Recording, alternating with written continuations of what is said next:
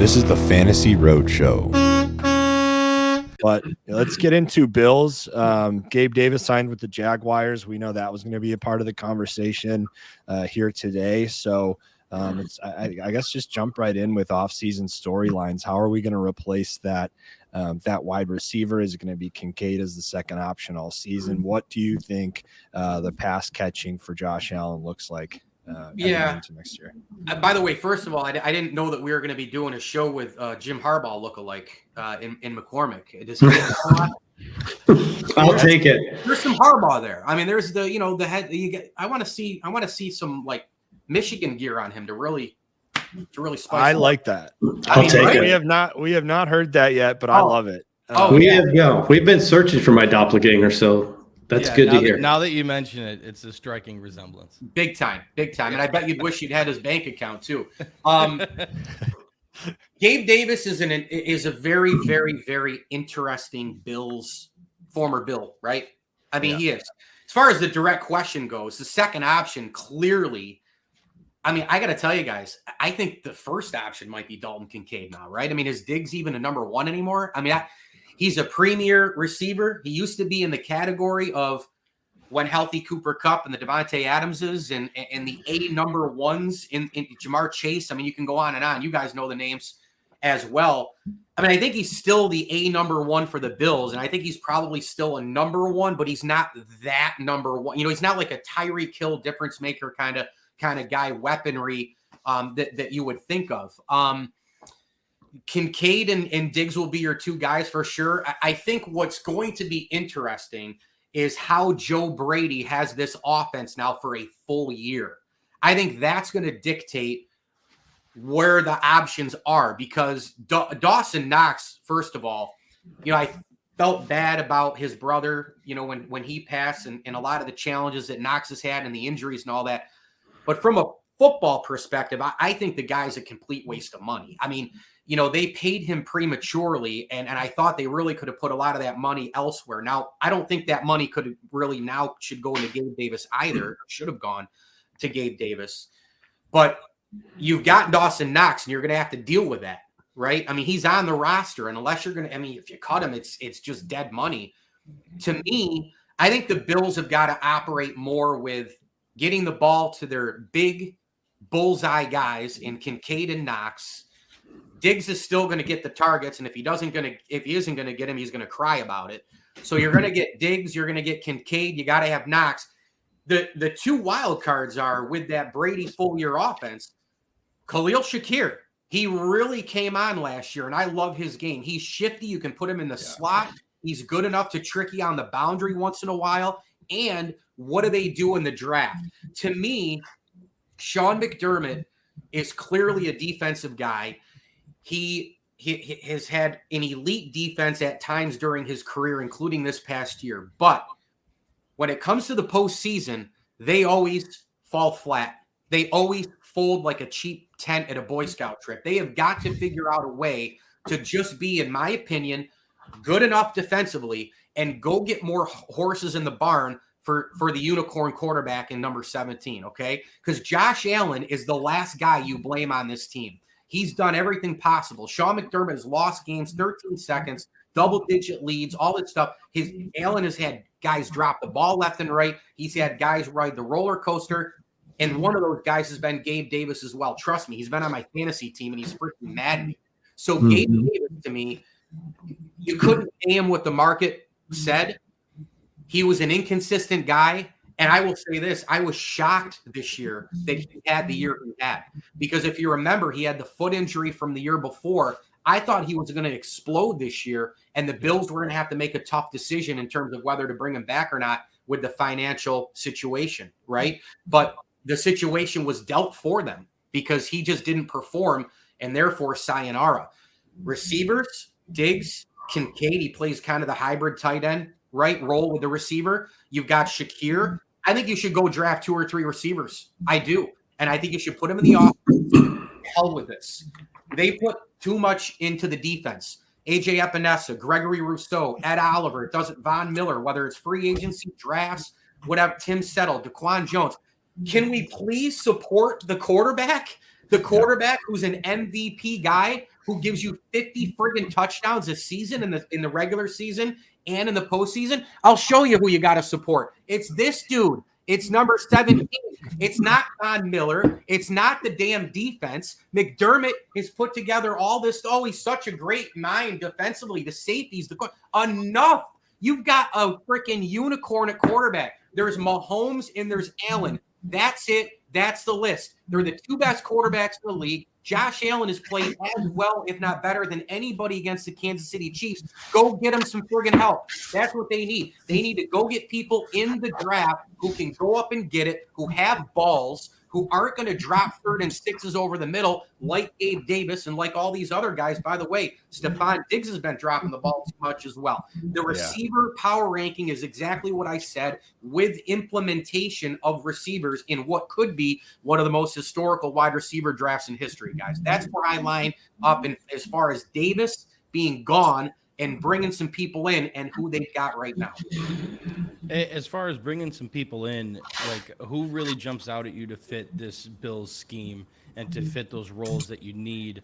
Any names that are on the top of your list that you want to see them target in the draft? You don't have to get too deep in the list, but it's easy to say, the Coleman kid from Florida State's an interesting one, right? Because when I watch him, he has pop ability, and he clearly was a guy that Norvell Jr. got in the transfer portal that Dabo Swinney wouldn't get, right? And then you look at where the programs were. Now, Florida State, they got hosed. I could spend a whole hour on that in this show. We're not going to do that. My sister went to Florida State too, and I got a Charlie Ward thing on my wall. So I kind of like Florida State, and it pissed me off. Here's the thing. He gives you the bust, but he's not sustainable, right? He gives you the boom rather, but he's not sustainable. He's kind of more bust than he is boom. Isn't that what Gabe Davis was? Right? So, do you really want that right back into your offense? I don't know. Brandon Beane is aggressive. He's an aggressive GM. I would tell you, I would love for him, and they're starting to stockpile the picks again here. I know it would be a big, big cost, but why not, with you in the Josh Allen window, to go and use 2 or 3 picks and say, to hell with it. I want Rome Odunze. Go get him. Here's 2-3 picks. And you know what? If you even have to give up one of your guys, like a Shakir who just popped, who I do love, but if you have to give up somebody like him and 2 picks, I think he might be an all-world wide receiver, and he covers everything that a Joe Brady offense needs. That could be one guy right there. But there's a lot of guys. This is a deep draft, guys. You could probably go into the 3rd, 4th round and get a couple of guys right now. But to me, as far as a fit and a big guy, he'll be off the board, and it'll cost a ton. But I look at that guy. I saw him play all year long. I saw him playing the biggest games. I don't know. Is there a better fit for an offense right now than that guy? You guys have seen his games. Good Lord. Imagine him getting balls from Allen and being used on the boundary and used in the Brady offense. And I don't know, play action. You can use him on reverses. You can play him everywhere. I don't, great hands, route running's terrific. He's an ideal cerebral guy that Brady, you guys know Brady loves the smart receivers, right? He was with LSU, right? And the historical season that they had with the names. I don't even need to say them. Burrow, Jefferson, Chase, all these guys. You know what Chase and Jefferson also are? They're smart. These wide receivers that are elite, they're smart, so I don't know. That to me is a great fit right there, man. It really is. But it's going to cost you a bunch. You just got to make the decision, and that's where being a GM is so hard. It's one of the million decisions you have to make. Yeah, that Odunze fit is really good. I think him and Diggs would work extremely well together, especially as you mentioned earlier. Diggs not necessarily is he a number 1 anymore? Not if he drops the ball like he did last year. Specifically, the one, I forget which game this was late in the year when he dropped that deep ball on the right side of the field. Chargers? I think it was. Yep. And anyways, but yeah, I think his skill set fits extremely well with Diggs because he's going to demand a lot of attention. You can get him the ball in so many creative ways that it should open up Diggs in space a little bit, and then Kincaid can just kind of take over the middle of the field. Not only that, down the field, like he was such a ball hawk with Penix on that deep ball. Josh Allen's the best deep ball thrower in the league, period, in my mind. So, I mean, I think that fit would be pretty spectacular. Brian Thomas maybe is another name. Yeah. He's raw talent, but his deep ball ability is pretty incredible as well. Yeah, I wanted to throw in. There were two. I mean, I know the names. I was looking for the height, weight, which was the problem because we're coming off the combine, right? So everybody's got to. Hey, man, I need fingernail size. Okay, I need thigh. I need the details on the width of your knees. I want to know what cereal you eat. I got to know if you like, if you eat ranch, ranch with your wings. I got to know. I got to know I got to know centimeters around your shoulders, right? I mean, come on, guys. The combine is, it's important stuff. No, seriously, it's a little overblown. But I was looking up two guys. Brian Thomas Jr. I really love. I'm glad you brought him up. He's 6'4", 205. Yeah. I mean, that's a gots to get, up in the air situation. Think about having Kincaid, Knox, Thomas, Diggs in the red zone, right? And Allen's already a spectacular red zone player. Xavier Worthy made some huge news with his speed from Texas. He's 6'1", 172. Normally you'd say, sure, why not? Played at Texas, big stage, right? He's got the speed, but Khalil Shakir's there. Yeah. So do you need another one of those guys? I don't know. It seems like the only thing with Gabe Davis that you missed is what I just talked about with Thomas Jr. He was 6'4", 215. Say whatever you want about Gabe Davis.